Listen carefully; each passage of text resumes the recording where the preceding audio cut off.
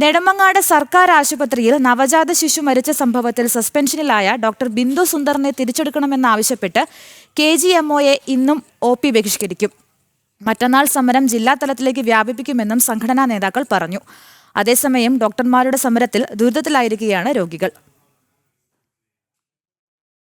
നവജാത ശിശു മരിച്ച സംഭവത്തിൽ സസ്പെൻഷനിലായ ഡോക്ടർ ബിന്ദു സുന്ദറിനെ തിരിച്ചെടുക്കണമെന്നാവശ്യപ്പെട്ടാണ് KGMOയെ OP ബഹിഷ്കരണവുമായി മുന്നോട്ടു പോകുന്നത്. ഇന്ന് വിഷയം ചർച്ച ചെയ്യാൻ KGMOയുടെ ജനറൽ ബോഡിയും ചേരുന്നുണ്ട്. നാളെ ജില്ലാ തലത്തിലേക്ക് കൂടി സമരം വ്യാപിപ്പിക്കാനാണ് തീരുമാനം.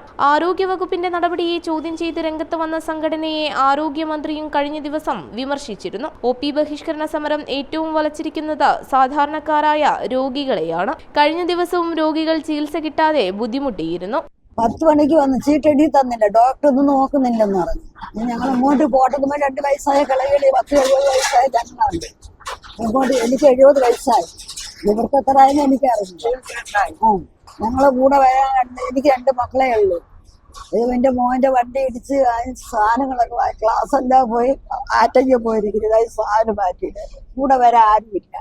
മോള് വീട്ടിൽ നിന്ന് എഴുതി പിടിച്ച് ഡോക്ടറിലൊക്കെ പൊട്ടി മരി ആദ്യം ഇവിടെ കൊണ്ടുവന്ന് ഇവിടുന്ന് മെഡിക്കൽ കോളേജ് വിട്ട് വെച്ചുകൊണ്ടാണ് ചോറെല്ലാം ഞാനും വിടുന്നത്. ഞങ്ങൾ 3 പെണ്ണുങ്ങളും വിടുന്നു. മരുവോള് വിടുന്ന് ഒരു കൈ പോയി, എന്നിട്ട് അവളും പാർസൽ ഇട്ടയക്കുന്നത്. സംഭവവുമായി ബന്ധപ്പെട്ട് മെഡിക്കൽ സൂപ്രണ്ടിന് മർദ്ദനമുണ്ടായതായും സംഘടന ആരോപിക്കുന്നു. എന്നാൽ ആരോഗ്യവകുപ്പ് നിയോഗിച്ച സംഘം സമർപ്പിച്ച റിപ്പോർട്ടിൽ ഉൾപ്പെടെ ബിന്ദു സുന്ദറിന് വീഴ്ച സംഭവിച്ചതായാണ് കണ്ടെത്തിയിട്ടുള്ളത്.